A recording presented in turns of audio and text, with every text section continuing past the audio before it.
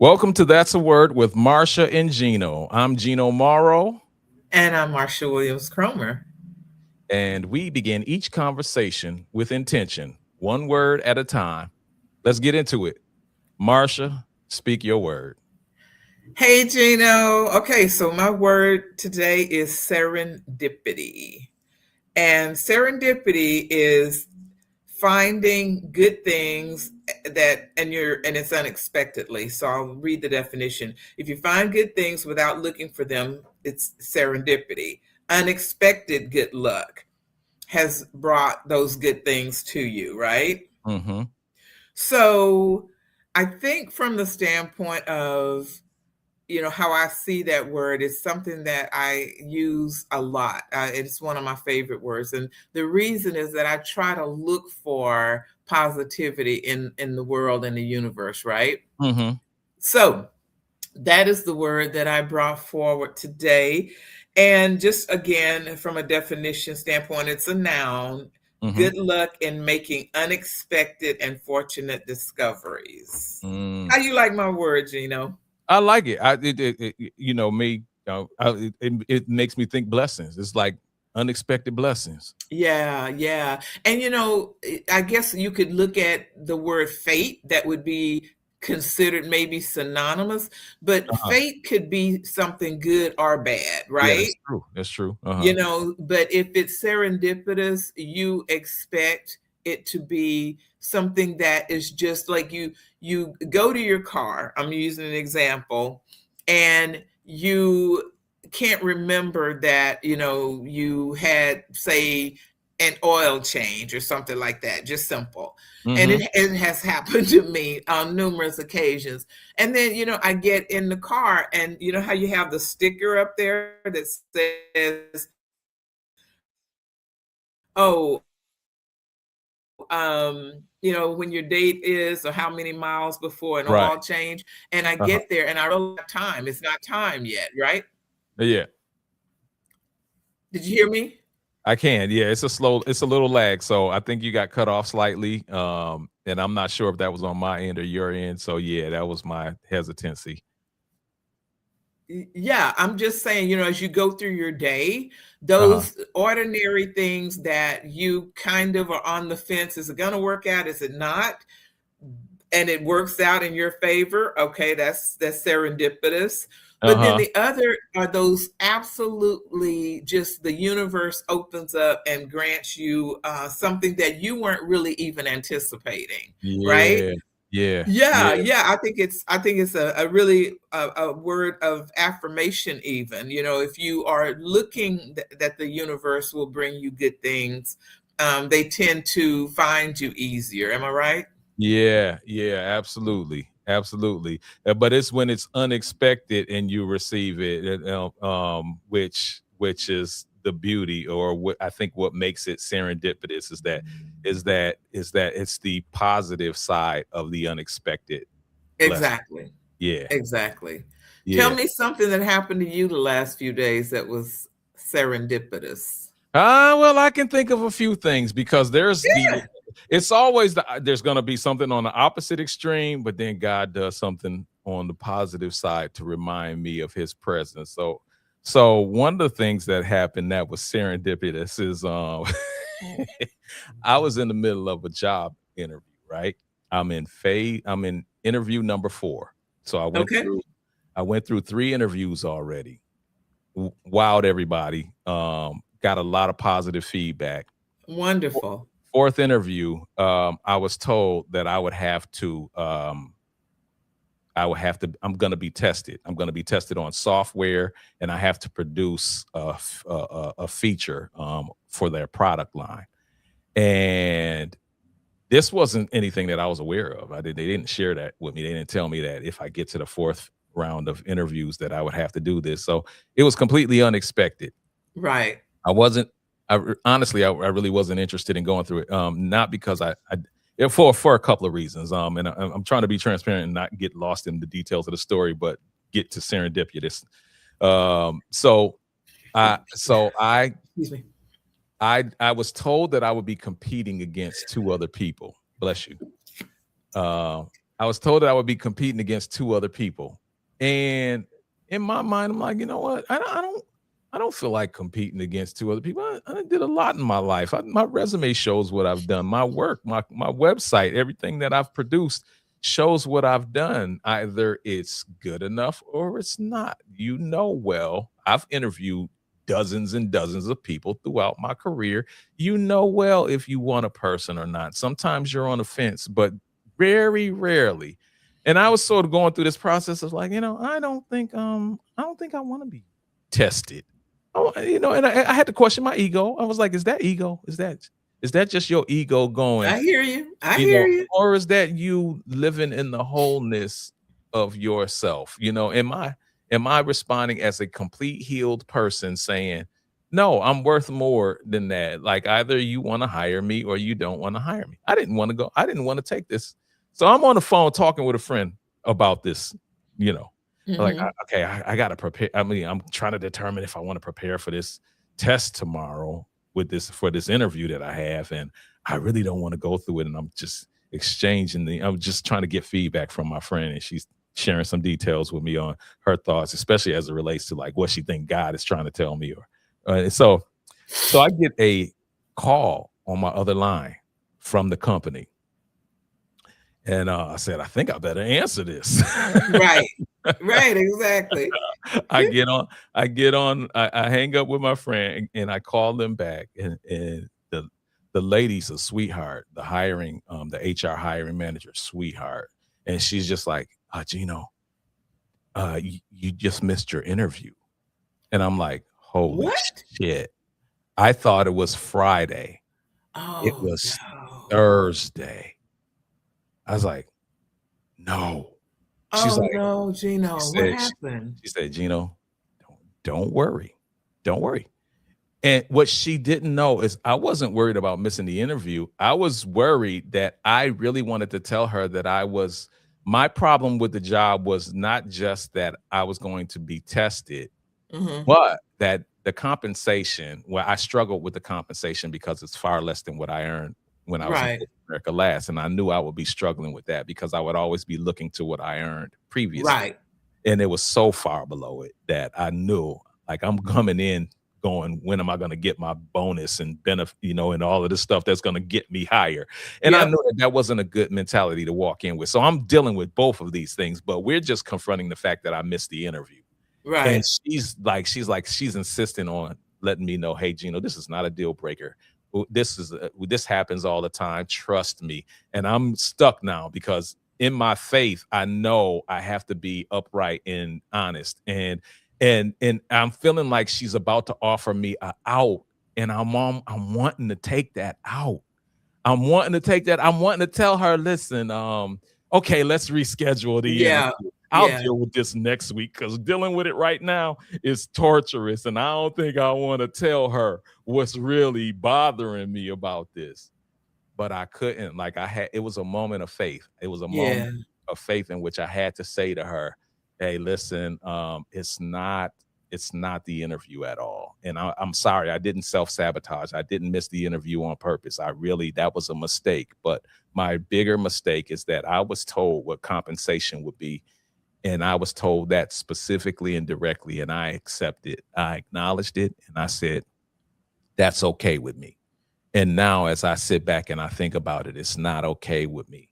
And that's the harder part of what I wanted to tell you. And she said, this is not a deal breaker. She said, it just means, she said, I'm a person who likes to think in bullet points. And she said, so I'm very direct and very specific. She said, if you take the position, you're not going to be happy.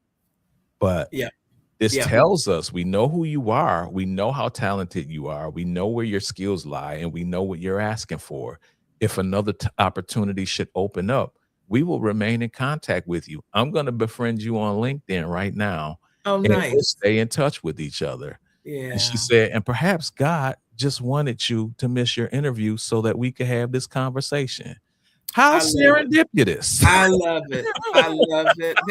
That is a wonderful example. And as you're talking about it, even as I have young people in my life that I mentor, Uh-huh. and anytime they're looking for a job, the first thing I say is, are you sure you're ready to go to work? Because if I do your resume, you're going to get hired, and you got to stand on business and be able to make sure that, this resume is something that you can defend. And it's an honest resume.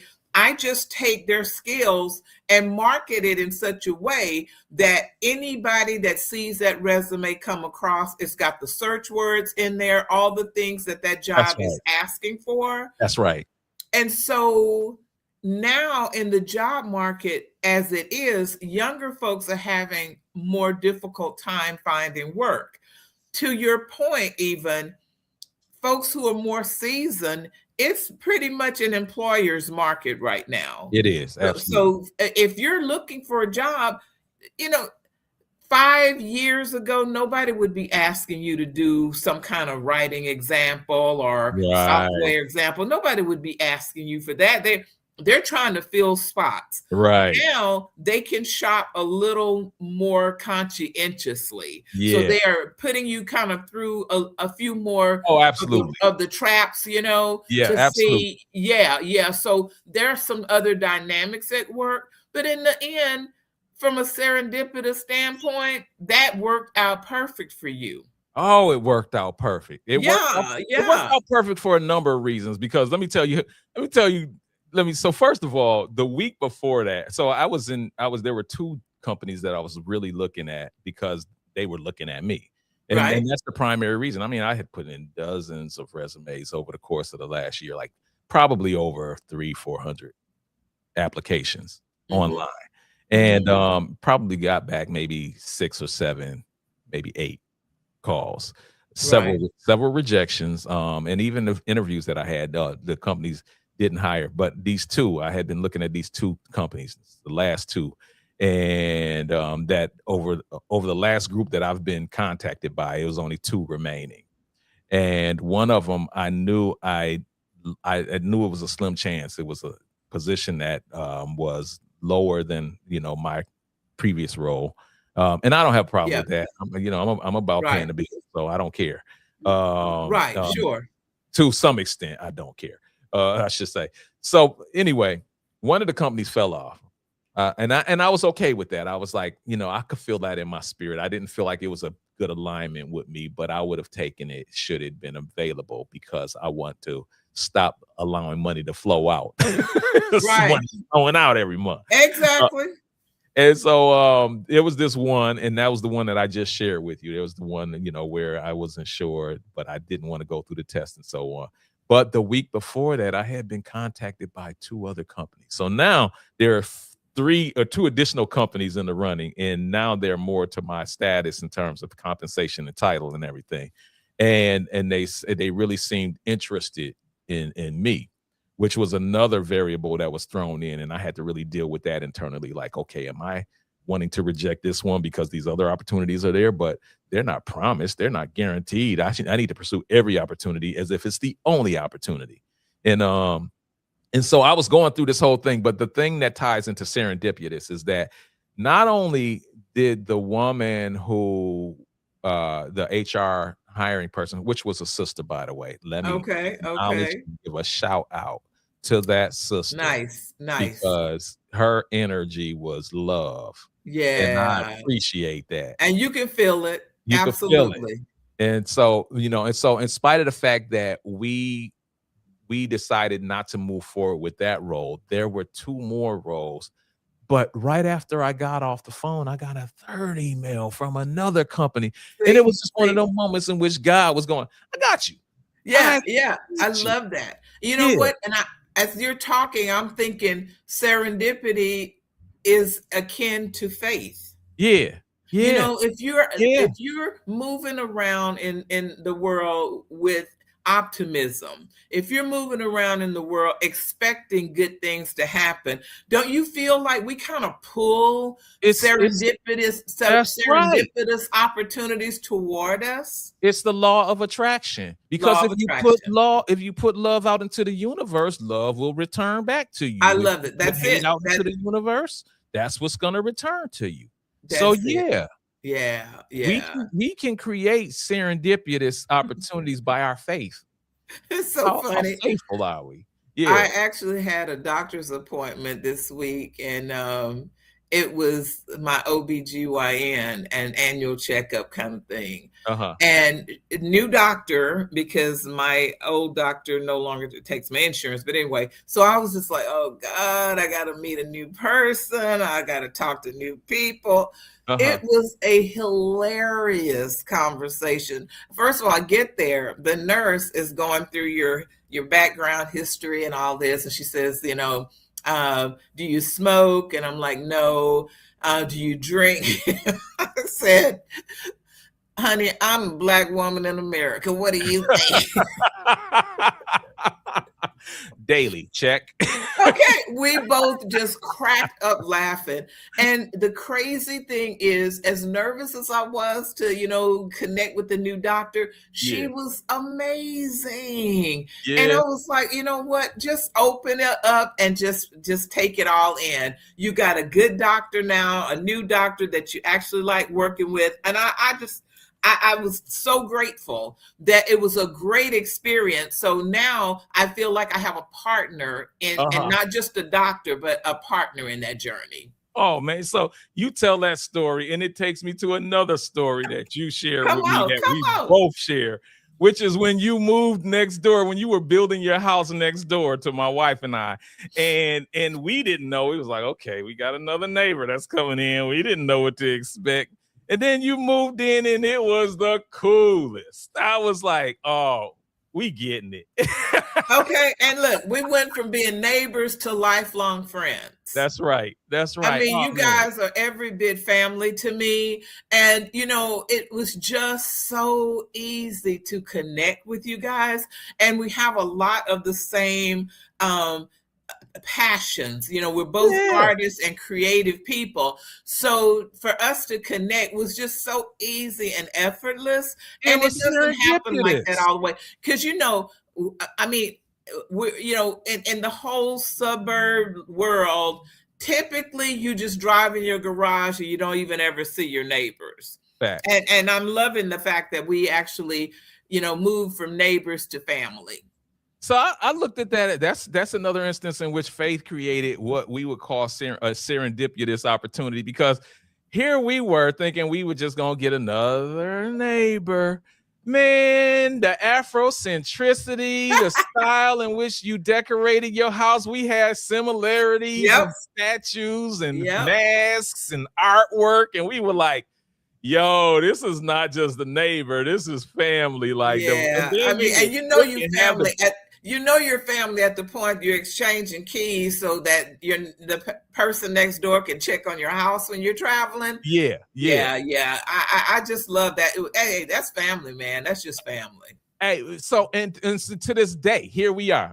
My Deontay Wilder. To this day, I mean, to this day, we are still creating with each other. Like that's right. That's right. The level of serendipity that we've encountered. Hey. And here we are with That's a Word, because, we connected as we were doing another podcast and saw the similarities in what we like to do and what we're interested in, and serendipitous. Yeah. Love it. All right. Great my word. Brother, Gino, what's your word? Speak your word. All right. So this was interesting. So a part of my research when I'm doing first of all, let me thank you for asking me to partner with you on this podcast, because this is challenging me in ways that's growing me as a person. And Same here. I appreciate that. Now, we are both wordsmiths and we love words, and you have books and I have books. And I think on one of our shows, we'll probably dive into that a little bit more. Because I'd love to talk a little bit more about my exploration with words and how I've compiled them into books and so on. But one of the things that I thought I would do to challenge myself is I really had a difficult time honing in on the subject of one word. Like, that was a challenge for me. I was like, I got to get used to just one word. And that's so simple, but it was so difficult for me to do. And so I realized one of the things that I do as a person who loves words is I had an account with a subscription to Word Daily, and they just send you words every Yep. day. Yep. And I started looking at the words that was coming through, and I was like, "Oh, that's a good one for the show." I know. So I found one that came in the other day, earlier in the week. And the word is a noun, and it's limerence. It's Limerence. Limerence. Limerence. Limerence. Limerence, yes. And it's defined as an involuntary mental state of intense romantic attraction and obsessive preoccupation with another person, characterized by an overwhelming desire for reciprocation. Fix your tongue. Reciprocation of feelings. It goes far beyond ordinary romantic interest or even love. It is an all-consuming, often painful emotional experience that the person experiencing it cannot easily control or dismiss. The person experiencing limerence is called the limerent, Okay. and the object of their obsession is called the limerent object, or LO. Now, I wanted to share this word because when I dug up the background and the origins of the word, I found it to be more interesting than a lot of the words that I've already selected because it does not have an origin. Right. So, Okay. so here are some details that I found interesting that I wanted to share with you in the audience. So the origin, unlike most psychological and emotional terms with ancient Greek or Latin roots, limerence is a remarkable modern word. It was coined by Dr. Dorothy Tennov, an American psychologist, in her landmark 1979 book, Love and Limerence, The Experience of Being in Love. Tennov deliberately invented a brand new word with no prior meaning or baggage to describe this very specific emotional state she had observed and studied in hundreds of research subjects. She chose the word limerence specifically because it had no etymology, no root meaning, no cultural associations. She wanted a clean, neutral term to describe something that she felt had never been properly named or studied. Now, before we dive into the word, there are some key differences that I want to share that delineates or differentiates it from, let's just say, love or infatuation. So, where it gets really interesting is important. Infatuation is intense but typically short-lived. It's largely physical and fades quickly when reality sets in. Genuine love is stable, grounded, and based in the real person, flaws included. It involves giving, not just longing. It is a choice and a commitment, not just a feeling. It doesn't hold your emotional well-being hostage. Limerence sits between the two. It's deeper and more consuming than infatuation. It can last for months and even years. It's emotionally volatile, anxiety driven, and obsessive. It's less about the real person and more about the idea Mm-hmm. of the person. And Mm-hmm. I like this word as a choice for our show because today we see more signs of limerence than we do love. People have expectations before they even get into a relationship that doesn't involve the person that they're engaging in a relationship with. So they're creating an idea of a person And or a limerence that they've already attached to, and not the actual person who they okay, continue. okay, got it. And why do you think that is? I mean, I've got some thoughts there. Um, I think that years ago, before we were all so obsessed with social media, Mhm. interact with someone had to be pretty organic, just, you meet a person, you talk to them, whatever. And now you have access to basically anybody in the world who has an account. That's right. And I think it elevates people to thinking that they have a relationship where there really isn't one and it's one-sided, that other person doesn't even know about them. So that the LO or the limerent object, am I right? That's correct. That person is basically in the dark. So I would assume at some point that this is where you go from, just an admiration to maybe even being like a stalker, because that person is completely unaware that you even probably maybe not even know them, or that you are infatuated with them. That is an interesting perspective, and I hadn't considered it from that perspective, but that makes sense. Yeah. Have you ever had an LO? Yeah. I have too. I have too. I'm not going to elaborate, because in the event that they hear this, man, that could be a whole nother war. But listen. Okay. All right. Look. We'll make sure we don't say any names to protect the guilty. Absolutely. But the stories are, oh my God. So, I was raised. God rest her soul. My mother, Mona Lisa Davis. My mother, she sort of fit into the category of the two words that we had in our last episode. Oh, which was sycophant and something. I gotta look it up. Hold on. Yeah. But it was your word more than it was mine. Because of the power dynamic. Oh, right. I know. It's Lord, a tough one. It's a tough one. It doesn't just roll off your tongue.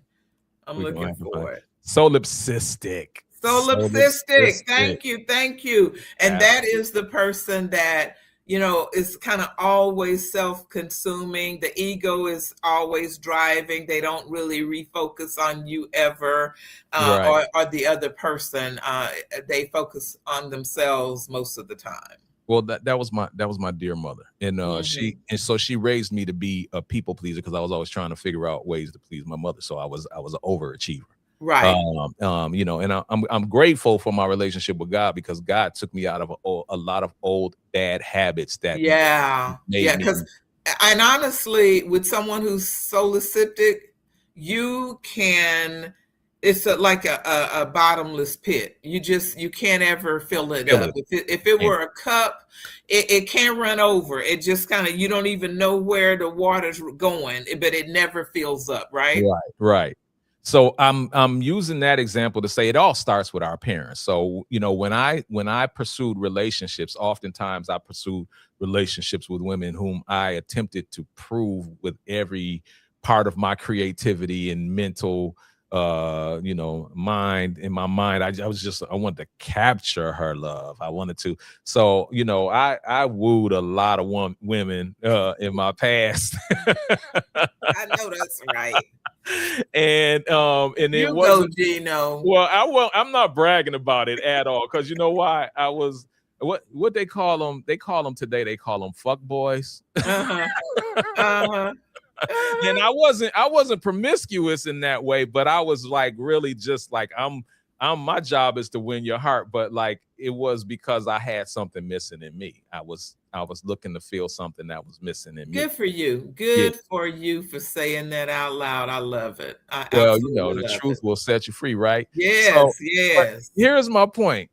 Now, all of that wooing, I would create special cards, and I actually worked for Hallmark at a period. I remember 5 years, so I would create special cards for some of these women with the words specifically for them and so on, or I would like do drawings that would just be wild. I've had a number of exes from 25, 30 years reach back out like, Hey, big head. I'm like, no, ma'am.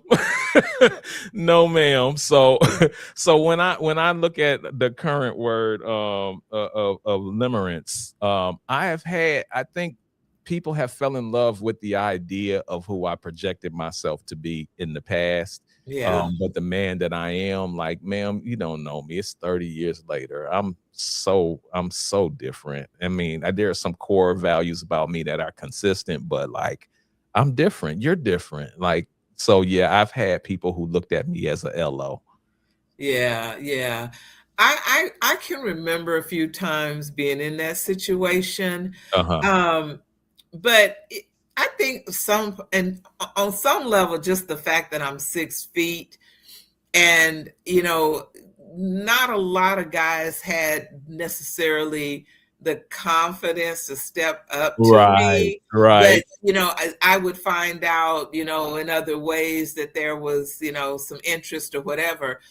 And I will say that it can get a little scary when you say no and here's why, and they still decide it's just a matter of changing your mind. It's just, okay, then I gotta come back even harder. And yeah, that can be quite unnerving, to be perfectly honest with you. Yeah, yeah. Now on the flip Well, side, tell me though, when they come back, what is that? What do you experience? What is your feeling when you have to encounter that? I would say anything from flattered to fear, Yeah, depending on just how they present. And if it's someone like, say it's somebody at work. So yeah, I know the person, I've seen them around. I'm not afraid of them, but it's attention that I just don't want, right? yeah, yeah. Then on the flip side, I will tell you, I have had some LOs that Uh-huh. I was like, that's the one. That is the one. That is the one. And I know why, everything in my being is telling me that is the one. And while I got into, maybe at the level of friendship with them, Yeah, I recognized that I was doing guy work.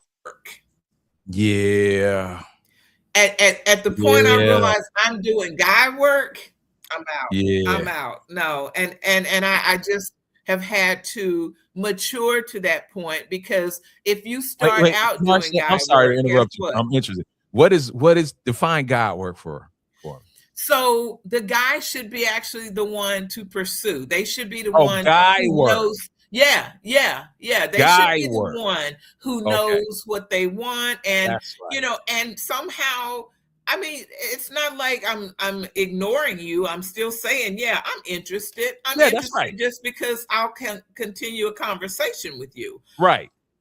But if the work becomes I'm the pursuer rather than the guy, then Yeah. I'm doing guy work. You're reversing the roles. And ironically, it is God work, It because in the is. natural order of things, a man finds a wife, which means he's in pursuit. You're just giving confirmation that his pursuing is working, but he's pursuing, he's the finder.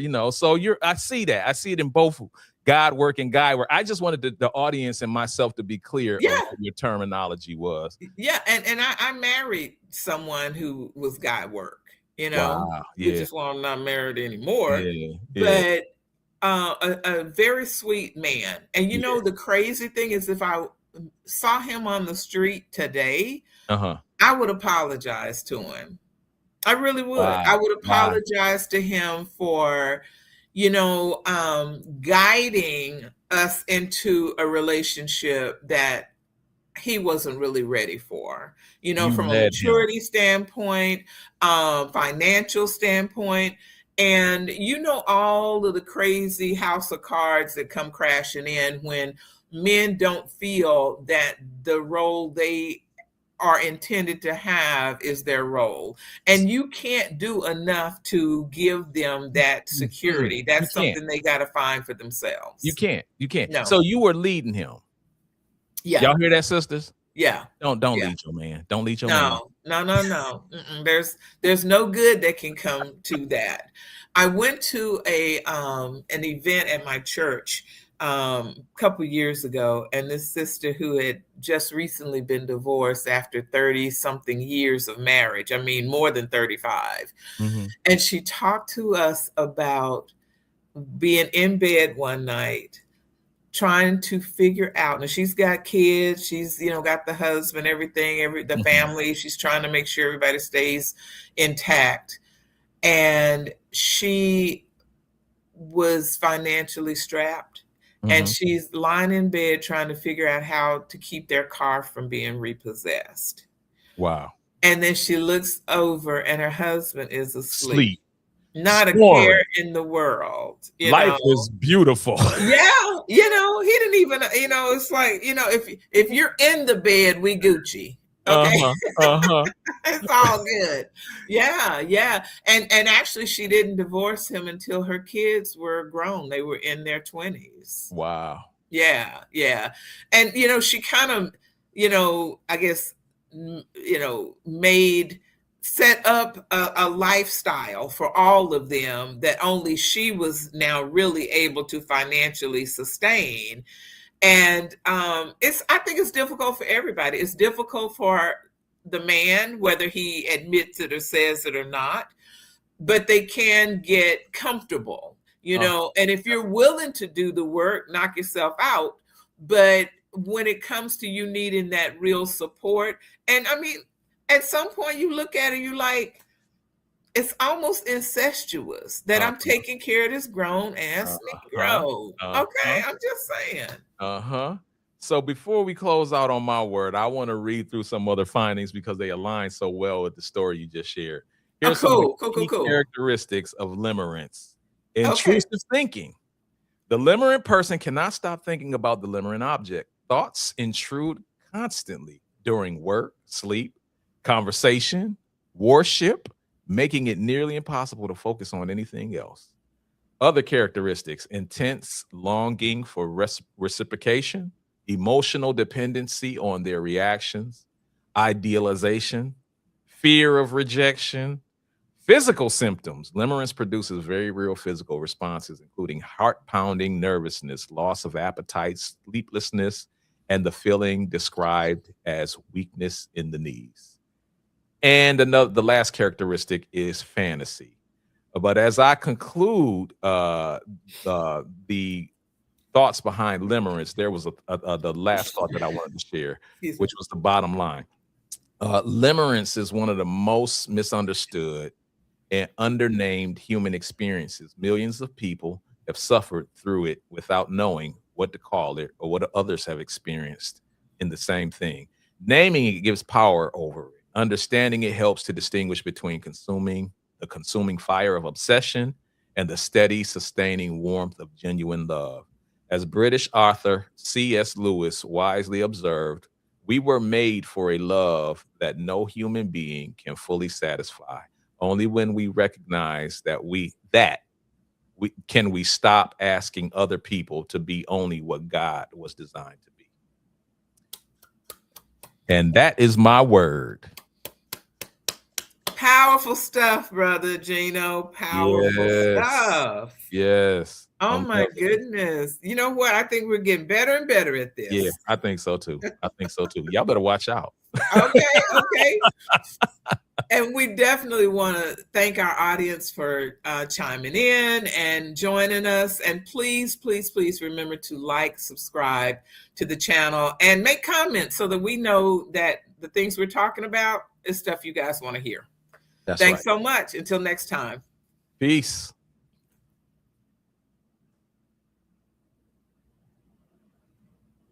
All right.